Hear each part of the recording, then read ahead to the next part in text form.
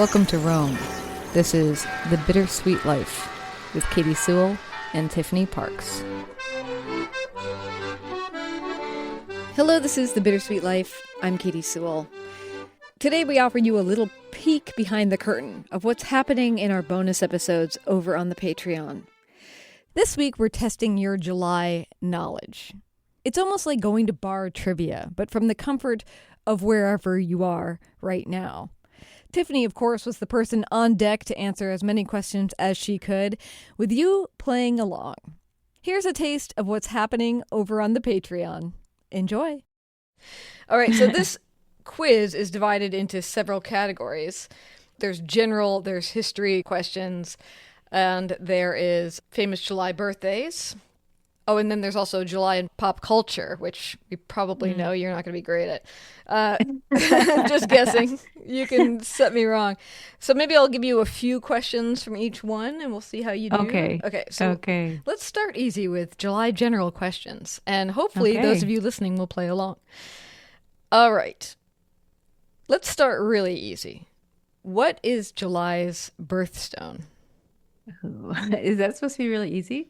Well, it's only because it's one of my favorites, so I think that it's easy for me. I've always been a little envious. Yes, that's right. A little envious of July for its beautiful, simple ruby. Yes. Okay.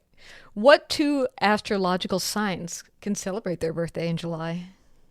Oh, that's so easy. Cancer and Leo. That's right. Which you are also a Leo, not celebrating in July. This one's harder, and I have never heard this before. What are July's birth flowers? Do you have any idea? No. I didn't even know we had I'm not birth up flowers. on my birth. I didn't. I probably knew at some point, but no. Don't know that. Me neither. It's a larkspur and a water lily are both July flowers. Okay. This is a really easy one for you. Who was the month of July named after? Julius Caesar. That is correct. What term is used in July to describe the hottest days of the year? The dog days of summer. That's right. About 150 million of these are consumed on July 4th. What are they? Hot dogs. That's correct. How much do Americans spend on fireworks every year? In total or per I think capita? it's probably not based on the figure. I'm guessing this is not what the municipal cities are paying, in addition to, I think this is what individuals are spending. An average person spends? Like in total, how much do you think American individuals spend on fireworks collectively altogether in a year? Oh, geez. See, how many people are in America? Let's see.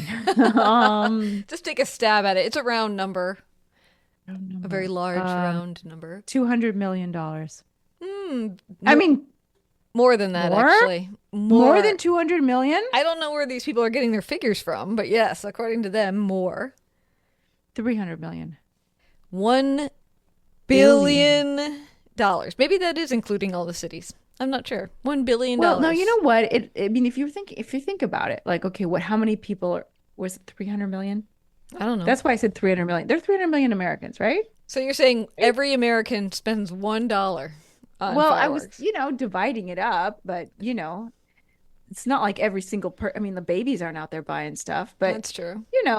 That's kind of where I started from. But okay, that makes sense. 1 billion. So $1 billion. Like each family spends like $100 or something. Okay.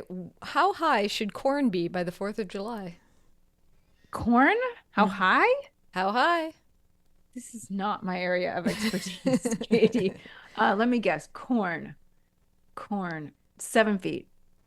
It kind of rhymes. Knee high by the 4th of July. Knee high. Oh, knee high. Oh, okay. Heck, I was way off on that one. Yeah, it's not 7 I was feet. picturing cornfields, and I was like, they're usually taller than people. Yeah, they're on the ascent, I believe, I guess. All right, let's just do a couple more general ones, and we'll move on to the higher categories. On what day in July is Canada Day? Oh, July 1st. That's correct. And what French holiday occurs on July 14th? Bastille Day. That's correct. And what date in July is the midpoint of the year in a non-leap year? Oh. What day in July is the midpoint of the year? You can hear the rest of that episode and so many more right now over at patreon.com/the Bittersweet Life podcast. For as little as $5 a month, you can listen in on stories and topics that we don't get to on the main show. That and live meetups, handwritten mail, so many more perks. You can read all about it there. Patreon.com/the Bittersweet Life podcast. And the other good news is you get to support an independent show. A show that has no financial backing from any corporations or any big pod conglomerates. We depend on our listeners to keep this show going. And right now we have a goal of $1,000 a month.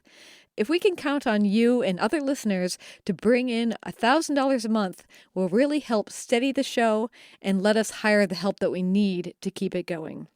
If we reach the $1,000 a month goal, you'll get to hear a special broadcast of the X-Files podcast, the EX-Files, a pilot show I created where two people who were once in a relationship together and aren't anymore share their views of what went right and what went wrong, and we see how their accounts lined up and how they didn't. The couple I interviewed are extraordinary and very insightful, and you will not believe the things that they disagree on. It's fascinating. Once we hit that $1,000 mark, we're going to release that over on the Patreon for members who support this show. Right now, we are under $900. We need just a few of you to listen to the call and take action.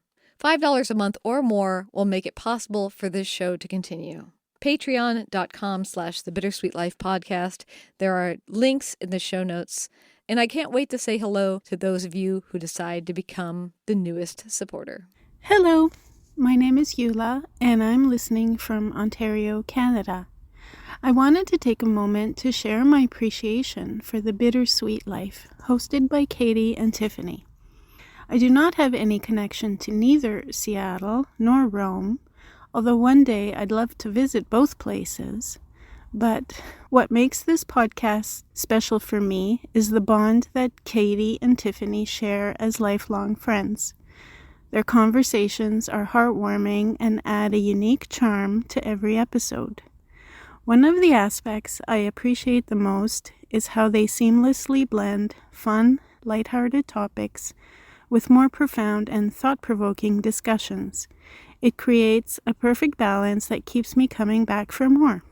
Tiffany and Katie's thoughtful perspectives make every episode a true pleasure to listen to.